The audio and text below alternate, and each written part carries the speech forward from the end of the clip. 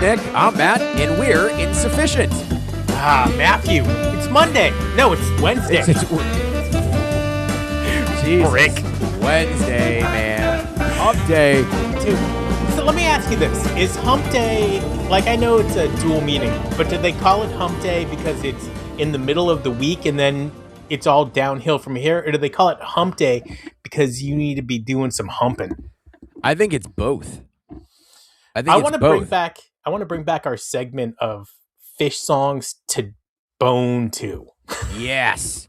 I feel like we asked that question when people weren't as engaged, but now that, we have so much engagement, we should definitely ask that. What are you fucking to? What fish song are you That's as bad as sliding into somebody's DMs to go dating to talk about fish.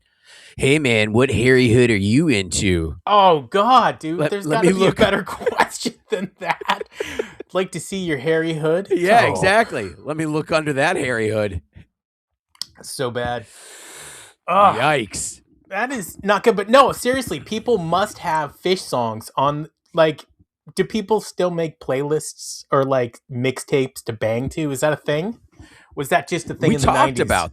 We talked about that. Okay, but I don't remember. I don't want to bang. If I don't remember, our listeners probably don't. I don't want to bang to music. That's such a like late teen, early 20s thing to do. Yeah. It's fuck to techno. Like when I was in the 90s. Yeah. Yeah. It's just bad, dude. It's bad. Super distracting. Do you remember the musician Yanni? Yeah, of course I know Yanni. Oh, yeah. When I went to my first Greek Easter that they're blasting Yanni, you can't get more Euro than that. Oh, you show up at Greek Easter and they're like, Yanni. Whoever the drummer was for Yanni live at the Acropolis was fire. I haven't been to the Acropolis, but I saw it was an amphitheater when I went to Greece and we were headed up. Actually, no, that was the one at I think at the Acropolis. It was right at heading up so to you the have been to the Acropolis. No, the Parthenon. Yeah. Yeah, I was at the Acropolis. So there's you a Parthenon. Yeah, there's an amazing gross. Sorry, gross. You opened up the door. I was thinking about go on, sorry. There's an amazing outdoor venue that's built on the side of that mountain. Really? It's unbelievable. So there's two ways that you can go up to the Parthenon. And one is just super packed. So we went the back way and you pass by that open air stadium. Yeah. That's been there for thousands of years. It's really epic to walk up that trail and see all the ruins and like just thinking about I love that shit. How many people, like, what kind of people walked up here over the thousands of years that you're walking on right now? How many life-changing moments happened in that arena? And yeah, it's fascinating and amazing. Unbelievable. It's really transporting. It's kind of like Nick in Worcester, 93 New Year's. It was a life-changing moment. Yeah. I mean, if you want to compare that to the Acropolis. Well, I have to compare it to me or else it doesn't matter. But you've definitely been to places that are ancient, right? Oh, yeah. I go to it all the time, bro. What are you talking? That's not Disney. Disney's not ancient. Oh, fuck. No, I mean, I've been to the place in Rome, the Colosseum. Oh, yeah. Yeah. Same type of vibe. I went to this awesome, like, mountain village in France once. Ooh. That, like, everything was dug into the side of the mountain. And for thousands of years, it was like you had to, like, I don't know why they would do it, but it was really cool. Please tell me that this thing is on. Oh, that thing is on, baby. All right, good. Like we're sitting here having these conversations, and there's nothing worse than having the mic off. Oh my God, I agree. So Yanni, yeah, not a big fan. So anyway, I wanted to play a new segment. Yeah. Where I read you lyrics, and I start with like an easier song, and we work our way up, and you have to guess what song it is that I'm reading you. Okay. I like this. Okay. It's going to be hard. I don't know if it's going to be hard. All right, we'll see. It might be hard. Okay. I'm going to start off with what I think is a hard one, actually. So Okay. I totally lied to you. Truth, on condition, never dig deep. Solomon reminds as groundwater seeps. I know you know this one. We talk about it all the time. It's weird hearing it out of Fish Cadence, but in foundation, centers of joy, to weaken and crumble, search and destroy. This is a tough segment for me because I don't pay attention to lyrics at all. Almost never. I think it's a Page singer, if that helps you. Okay. Moon Age Daydream? No. What? No, wait. Halfway to the moon? Sorry. Light up the city, holding so strange, you'd better take cover. It's love at close range. Oh. Da-na-na-na-na, under the mountain. Yeah. Solo Mission. Yeah. Cover of Dark. Yes. The next line is the name of the song. I can't think of Don't let down your guard. This was a tough one. Army of One. God damn it. And I love that song. Dude, I get goosebumps. Moon Age Daydream.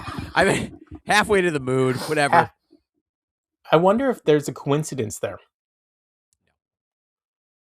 Have we talked about that Trey writes songs for Page to sing, but does Page write songs for Trey to sing? Yes, I'm sure he's written songs that Trey sings. Okay. That would make me happy. I just don't know off the top of my head what that is. My brain's not firing, so this is a tough segment. All right. Let me tell you something. This is early morning. We are recording day of. This is the closest to live podcasting we've ever done. As soon as we hit stop, this is going out on the airwaves. I know. Are you excited about that? I am. Yeah, me too. I've got one for you. Fuck. Okay. I was hoping you weren't going to do this to me. Harry Hood. No. I found a ring deep inside a box on a dead-end street, and you were there watching me. But I don't know. I couldn't sleep or see. Yeah. I was lost, asleep inside a fantasy. No clue. Not one. Brick City. This sounds like a weird Trey, like modern song. Mercury. I love your hair in the morning. You know you love to run wild and let the mane flow. Fishman? Is this a song about Fishman? But you run away, but we meet again soon. South on the border and over the moon. Oh, fuck. Come on, man. You let the mane flow. I know the song. Yeah, no, I can see it. I can feel the memory. It is harder than you think, melody. Isn't it? This is really hard. This is why I wanted to do the thing you know why? Because nobody pays attention to Fish lyrics. I disagree with that, but there are some people that don't know about good songs. What's really impressive is that Trey knows the words to all these fucking songs. Can you imagine? No, he's got one of those teleprompters now. I don't think he looks at it. When they zoom in on his face, he's like this, squinting into because of where it is. He doesn't have to. He's So you think, what's the new song with all the words like that they play every 2 or 3 shows? Where Tick and the cat. Yeah. That's a tough one. What is that song? This is so bad that we are so insufficient this morning. This is like Brick City all over again. This is why we don't do it this early, ever.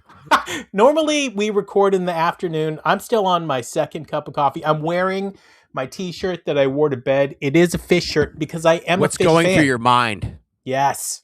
I love that song. All right, Shade. It was Shade. Fuck, I did. I should have known that.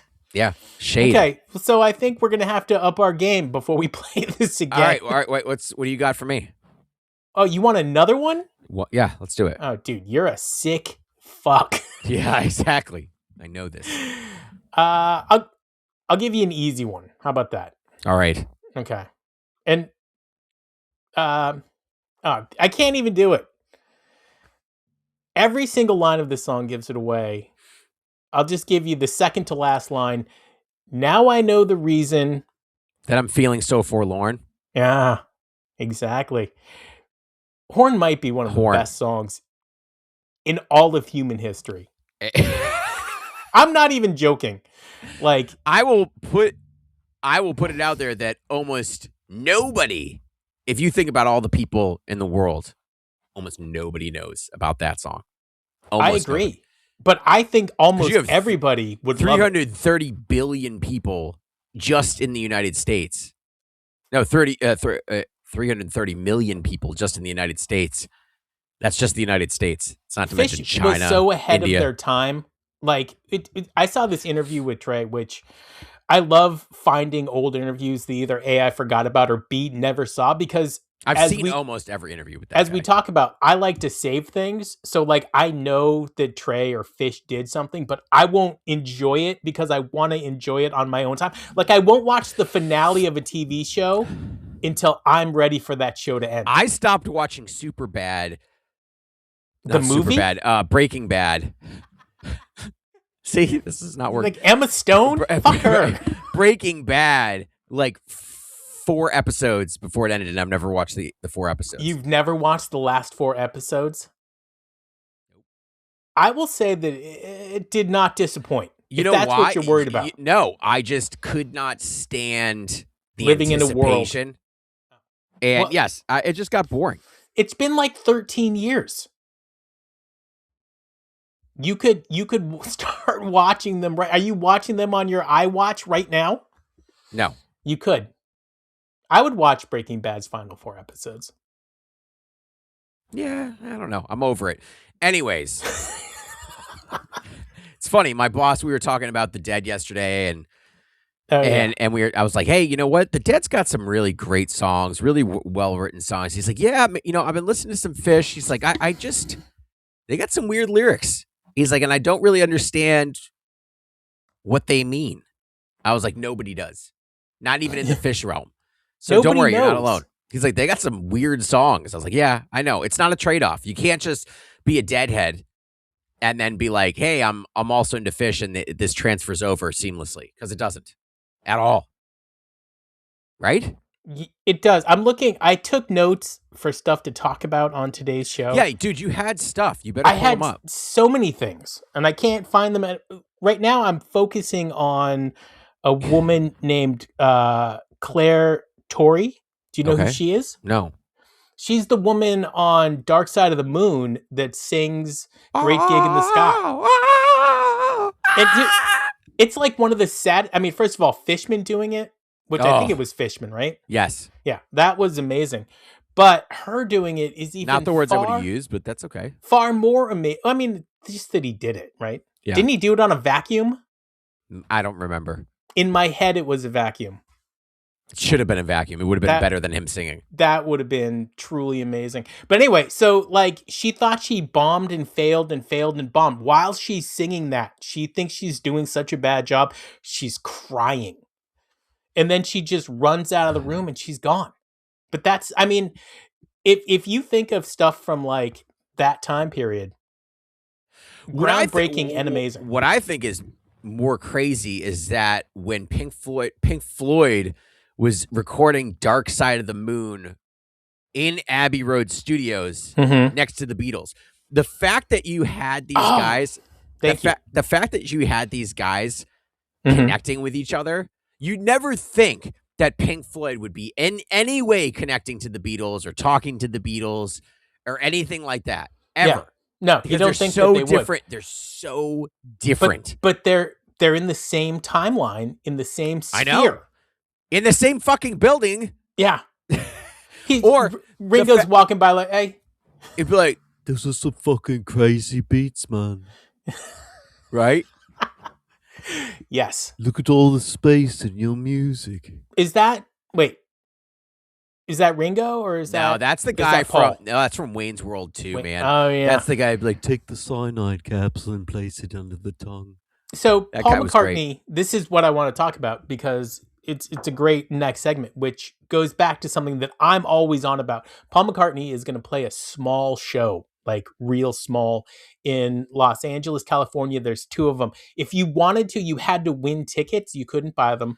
And it's to like celebrate something. Paul McCartney has completely won the Beatles. Celebrate Paul McCartney. Yeah, I mean, that's what Paul does. And at this point, good for you, man. I mean, you've done it. But when we started talking about the Acropolis, part of the reason we were doing that was to tie in like dream fish places around the world. We don't have to do it right now, but I want everybody out there thinking, where would some like international, not just like the gorge, like places like a to dream see fish. place. Yeah, and we've talked about this like endlessly. But in America, we've never expanded it except for to that one stage we talked in Brazil. about Brazil. Yeah, except for that one place in Brazil. They can take the spot where Chapel Rowan was going to play. Oh my God! Because now she's not. Is she in she's big banned. trouble? She's banned from Lollapalooza for yelling at that kid and her mom. Banned. Wait, really? The mayor of that town in Brazil where Lollapalooza is held will not allow her. Do you believe her side of the story? Nope. Neither do I. Nope, because I've seen other videos. Just look at her in general and the way that she is with fans. It tracks. It tracks. Does it make you like her music less? Oh, I liked her music. You're the only one that I knew who's like, Nick, you need to go listen to some Chapel. Yeah, I liked it. And then things just started coming out, and it's just like, she's a bitch. She's just. Here's another thing. But isn't it hard to be a musician? No, I shouldn't say she's a bitch, because then that could be used as like against you. Yeah, you're going after her because she's a woman. She's an asshole. That's universal. She's an asshole. She looks like an asshole. She's an asshole. Not only that, but she's a privileged asshole. She comes from loads of money. Really? Loads of money. How much? Millions. Really? Yeah, her dad owns like a crazy company. He owns a golf course. They lived on the golf course. She went to Grammys camp. What is that? $3,000 a week. Oh my God. Yeah, went to Grammys camp, then proceeds to, during the Grammys, say how the Grammys is a joke. Fucker, you went to Grammys camp, What asshole. do you do at Grammy camp? You network with people. For music? Yes. Look, I was thinking about... She's a pud. I have to stop grabbing my face while I'm talking. Yeah, I've seen it, and it's creepy. Well, okay, but as like, A, my friend, and B, the co-host of the show, you have to say, hey, dickweed, stop grabbing your face when you're on camera. You look like an asshole. It's good content. No, it's like when you... It's like... Such a dick, bro. It's like when you look into the screen and you're looking at yourself and you're like... The number of times... You stopped doing that. Well, yeah, because it's so funny. I realized I was also doing it like in Zoom meetings. So like, and people were calling me out on it. They're like, are you looking at the document or are you looking at yourself? I'm like, I'm looking at myself. Yeah. So back to Chapel, which maybe I'm mispronouncing. You should call her name. Chappelle. I think that she did a really great job creating something that would be as viral as she is. And I think it took a lot of work, and I think it's really stressful. I don't think she hates kids, but I do think like she just goes through these things where she's like, meh, that one right there. She's a snob. She's a rich snob. Oh. She comes from money. Wow. And I think that listen, you knew, specifically now coming from that you went to Grammys camp, you knew that being I can't believe famous, that's a thing. Like, and not only that, I'm not famous. We're not famous yet, but like we know. I mean, we're kind of famous. We know what happens to famous people. What are you like? Just totally in a box? You didn't know the paparazzi was gonna hound you? Like, it's just a joke, man. And then she responds to this lying in bed, looking at the camera. She does this response, and the mother came out because she was like, "I didn't know the security guard. It was the hotel security guard." The mother of the girl comes out and she's like, there is no hotel security guard. It's the Lollapalooza security guard that you got, that was given to you. Yeah. It all tracks, man. She sucks. And she hasn't come out with an album in 3.5 years. She's looking at her ratings on Spotify go down, and she's trying to stay in the limelight by being a bitch. Let's round it out and talk about Trey for a hot second. They don't do any of this shit.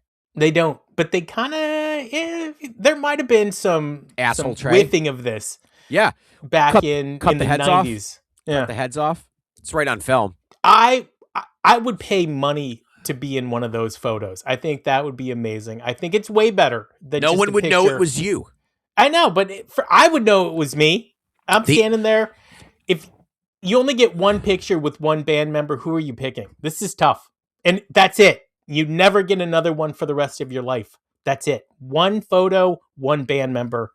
Oh, I love that. It's a great question. And they look happy. It would be Trey. Are you sure it wouldn't be Fishman? I feel like Fishman wouldn't give me the time of day. No, but that's the whole, like, in this fantasy, Fishman is being nice. Like, all of them are nice and they're happy and they're excited. It would be Trey first and then Fishman. It would be. I mean, like, because I just feel like I'd have more to talk to Trey about a little bit. What are you going to talk to Trey about? Drumming. He was a drummer too. Yeah.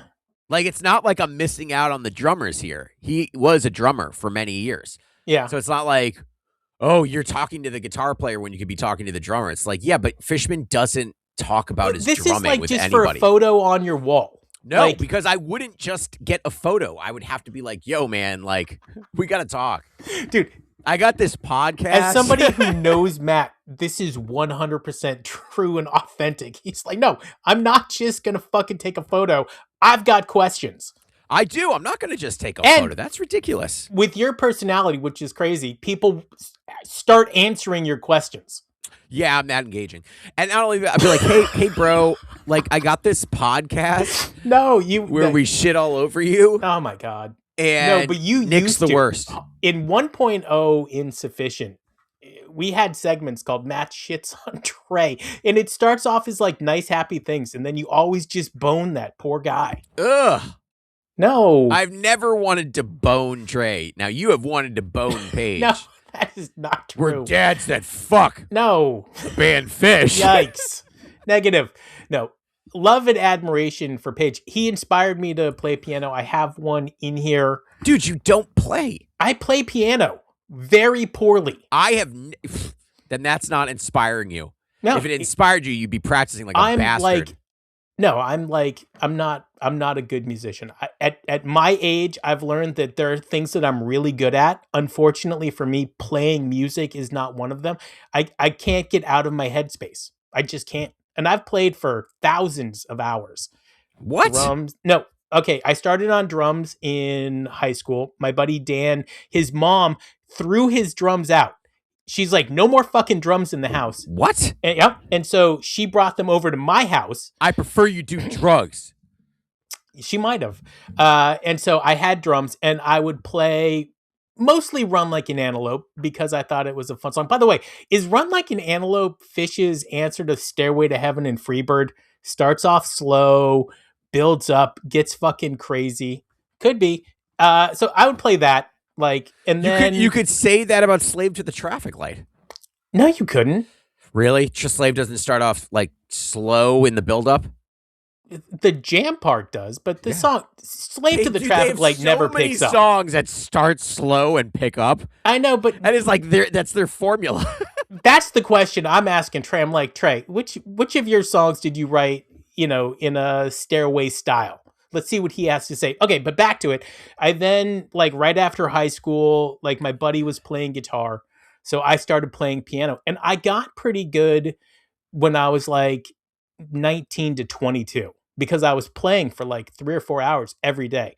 But like, I never learned how to read music, and I think that really hurt. And I never took lessons. Like, I would just sit there and play for hours. And then finally I switched to guitar because guitar is that's way easier. It's way easier than piano. No, it's not. And I'm going to tell you the reason why. Okay.